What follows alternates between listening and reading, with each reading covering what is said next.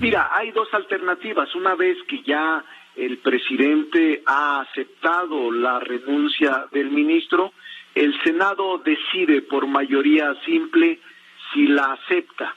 El Senado mañana da cuenta y tiene dos alternativas.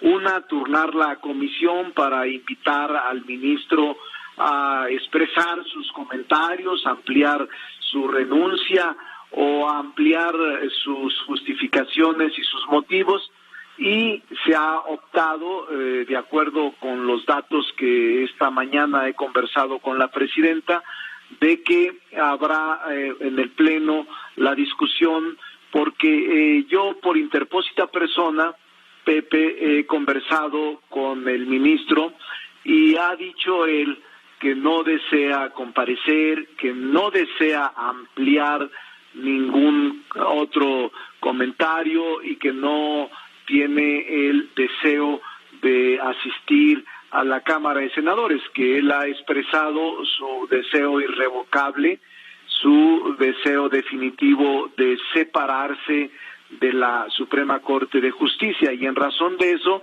nosotros respetamos ese derecho, y por esa razón será el Pleno de la Cámara de Senadores la que determine mañana la procedencia, que obviamente no hay razón para rechazar la renuncia que de manera irrevocable y definitiva ha planteado el ministro de la Corte. Y entonces, ¿qué sigue? Una vez que se acepta la renuncia de manera formal, se espera que el presidente de la República, titular del Poder Ejecutivo, envíe al Senado de la República, que es al que corresponde esta materia, le envíe la propuesta de una terna.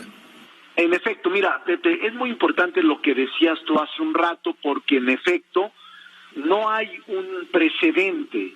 O sea, no ha ocurrido nunca un asunto de estos, Pepe. Los ministros se han retirado, algunos por muerte u otros por otra cosa, pero nunca una renuncia desde 1931 con el ministro Vázquez del Mercado, siendo presidente el presidente Ortiz Rubio. Y este asunto viene desde 1824. La primera Constitución, Pepe, incluso establecía que los cargos de ministro eran vitalicios, o sea, había una imposibilidad perpetua para que procediera un nuevo nombramiento.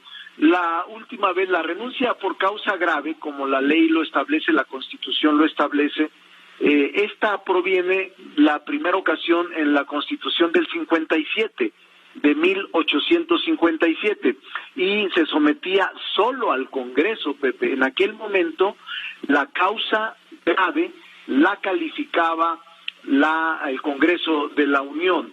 Luego, ahora, en el 17, Pepe, se mantuvo y se sometía la renuncia por causa grave, decía el artículo 99, al Congreso. Ya en 1928, Pepe, después de la Constitución del 17, cambia y se somete al Ejecutivo y al Senado por primera vez. Pero todos esos antecedentes que te digo, antes era solo el Congreso.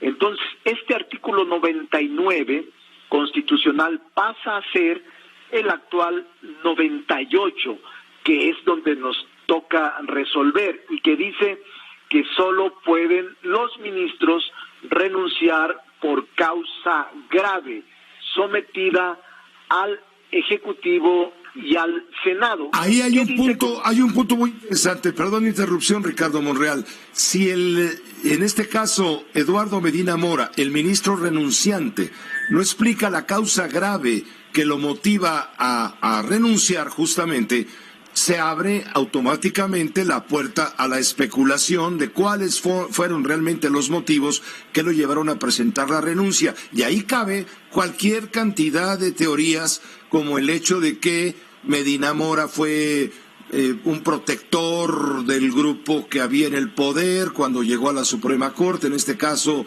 encabezado por Enrique Peña Nieto, y los que querían tener poder para poder tener, en fin, se abre mucha especulación de que es adversario de Andrés Manuel López Obrador, que le está cobrando el haber protegido en un momento dado, cuando tenía otras funciones, el haber protegido a aquellos que hicieron toda la guerra posible al hoy gobernador del estado de Chihuahua para que no llegara justamente a la presidencia, sino que ganara el del PRI, y que hicieron todo lo posible para golpear a López Obrador en su campaña política. Es decir, se abren todas las posibilidades de especulación. Sí, Pepe, yo te concedo razón en el sentido de que esta situación, esta circunstancia, este hecho inédito se abre y genera estas conjeturas, estas especulaciones, todas o muchas de ellas, Pepe, desde mi punto de vista, alejadas de la realidad, alejadas del buen juicio, y especulaciones que intentan simplemente confrontar una opinión pública con el Ejecutivo, dado que se especula hay una intromisión indebida. No, no es así. Yo no lo considero así. Creo, porque lo he comentado con el ministro por interpósita persona, un agente de confianza. Yo no he podido hablar de manera directa con él, pero sí lo he hecho con un agente de confianza. No, él ha decidido, porque además están las puertas abiertas del Senado, que no quiere, él prefiere ya cerrar el capítulo de esta especulación de la que tú te has referido, y que además no es solo tuya, sino que es en la opinión pública y en varias partes se especula.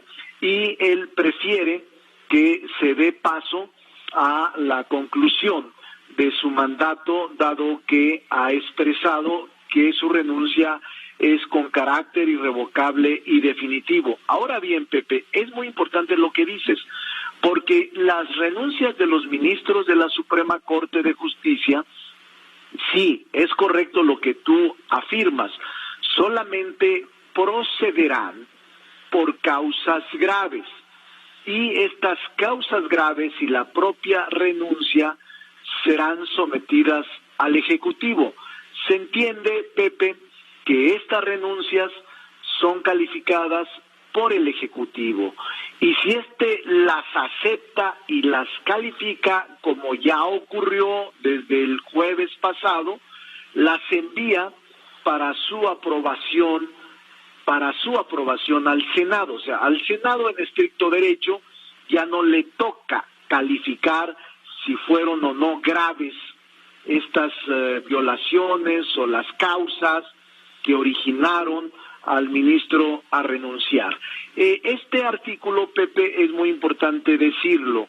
Este artículo que establece las renuncias por causas graves viene de la Constitución del 17, y la última reforma fue incluso recientemente, bueno, no recientemente, en 1996, es la última reforma, y se traslada del artículo 99, que era el contenido de lo que estoy leyendo, de lo que estoy señalándote, de lo que te estoy expresando, lo cambia al artículo 98. Te leo concreto la expresión al público para que más o menos tengamos idea de lo que estamos hablando y ubicarnos en el debate. Dice el artículo 98, que antes era 99, las renuncias de los ministros de la Suprema Corte de Justicia solamente procederán por causas graves, punto y coma. Serán sometidas al Ejecutivo, y si éste las acepta, las enviará para su aprobación al Senado. Eso es, en términos llanos, lo que la redacción expresa, Pepe, en el artículo 98 constitucional, con los antecedentes históricos que te he referido con anterioridad. Hay un punto, Ricardo Monreal, finalmente, si me permites. La oposición en el Senado buscaba que el ministro Medina Mora acudiera a exponer esas razones de gravedad que lo orillaron a dimitir, a fin de evitar lo que estamos comentando, especulaciones. Sin embargo, la oposición a Morena en el Senado acusa que la mayoría del partido oficial, la mayoría de Morena, bloquearía cualquier solicitud de comparecencia, por lo que prevén que el martes se apruebe la renuncia, ya que para ello se requiere de mayoría simple, lo que tú me has dicho. Y te pregunto, bueno, ahí la oposición dice, no, que venga y que explique la causa grave. Y que pues no va a ser así porque Morena lo bloquea, y Morena ya no quiere ni saber nada. Mira, yo no estoy de acuerdo con eso. Yo soy coordinador del grupo mayoritario de Morena y nunca hemos bloqueado nada. Esta es otra afirmación falsa de la oposición o del bloque de la oposición. No es así, Pepe, es totalmente falso que Morena esté bloqueando. Al contrario, si el ministro decidiera venir, están las puertas abiertas y las condiciones políticas realmente puestas para que él exprese lo que a su derecho convenga. Pero tampoco, Pepe, podemos obligar al ministro a que venga. Yo no soy pilmama de ministros, ni le voy a torcer el brazo al ministro Medina Mora para que venga a fuerzas al Senado de la República, o que venga forzado con bayonetas o pistolas o auxiliares de la policía para que se presente a rendir su declaración. Ni es indiciado, ni somos un órgano de investigación, ni tampoco somos un órgano de persecución de delitos. Yo respeto el derecho que tiene el ministro a no acudir al Senado, pero eso no puede volver a insistirse y a golpear a Morena, que es Morena el que bloquea el derecho del ministro a acudir a expresar lo que a su derecho convenga. Lo digo categóricamente, si el ministro Medina Mora desea venir al Pleno o a comisiones, será bienvenido. Morena no tiene ningún problema por dejar que el ministro exprese lo que a sus intereses convenga y echar por la borda, por la tierra, todas esas especulaciones que generan solo desinformación y solo generan confusión en la opinión pública. Nosotros lo que deseamos es que se aclare y que se diga la verdad siempre, Pepe, y siempre abordaremos con toda transparencia y de manera frontal cualquier situación que se presente en el Senado de la República. La designación de quien va a ser él o la que llene la vacante, ¿se toma por mayoría calificada o basta la mayoría simple? No, Pepe, en el caso de ministros de la Corte, de magistrados de tribunales, incluso de integrantes de órganos autónomos, se necesita la mayoría calificada, es decir, construir el consenso amplio de los partidos. Morena solo tiene 59 votos de 128, es decir, ni siquiera la mayoría simple tenemos.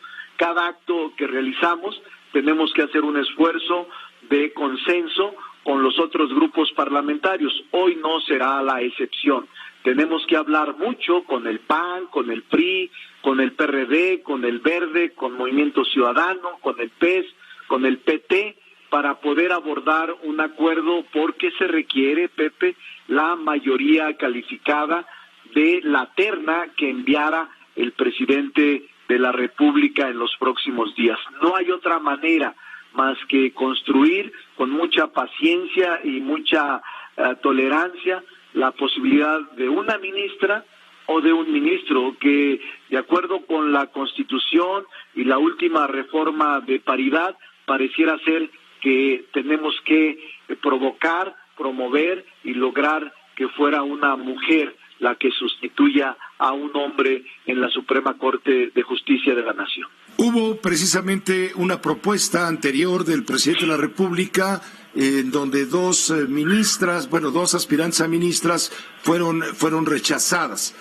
¿Podría cualquiera de ellas volver a intentar, decir, si el presidente así lo decide, volver a presentarse? Mira, Pepe, tendrían que pasar, es una muy buena pregunta, porque se ha especulado de estas dos mujeres que, por cierto, son estupendas. Si te refieres a Loreta, es una mujer extraordinaria con una capacidad intelectual y una actitud de incorruptible impresionante. Si te refieres a ella y a si mal no recuerdo, otra persona, si te refieres a ella, yo creo que ya no están en tiempo. A Verónica de Gives, que también fue candidata a ministra de la Corte, y otra más, la licenciada Maya de Querétaro, que también fue Celia Maya, si mal no recuerdo, también fue integrada en esta terna de mujeres, de la cual resultó ministra, la actual ministra Yasmín. Entonces, en el caso de las dos, si mal no recuerdo, Pepe, están inscritas dentro de los 300, casi 300 candidatos a integrar la judicatura.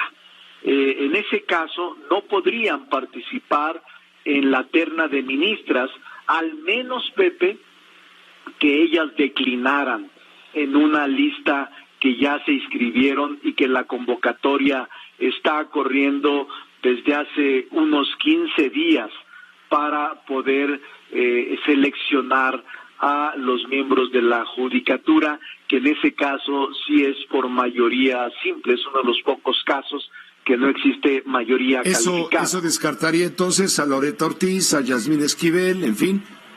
No, Yasmín es ministra en este momento. Perdón, tienes razón.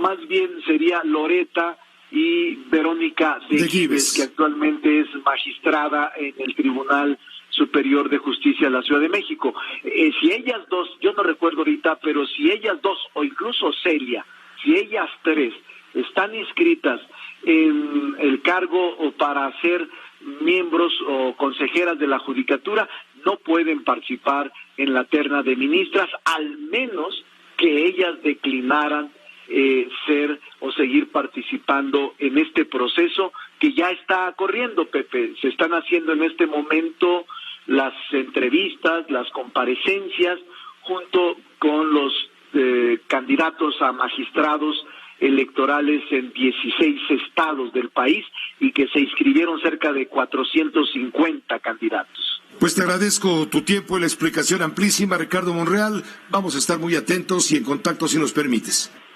Para servirte y para servirle a todo el auditorio, para aclarar cualquier circunstancia, Pepe, siempre estaremos al habla de tu auditorio y de tu noticiero.